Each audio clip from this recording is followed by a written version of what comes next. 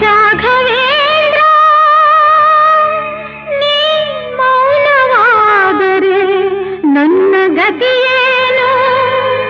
ನಿನ್ನ ಕರುಣೆಯ ಜ್ಯೋತಿ ಬಾಳ ಬೆಳಗುವ ತನಕ ಬಿಡೆನು ನಿನ್ನ ಪಾದ ಬಿಡೆನು ನಿನ್ನ ಪಾದ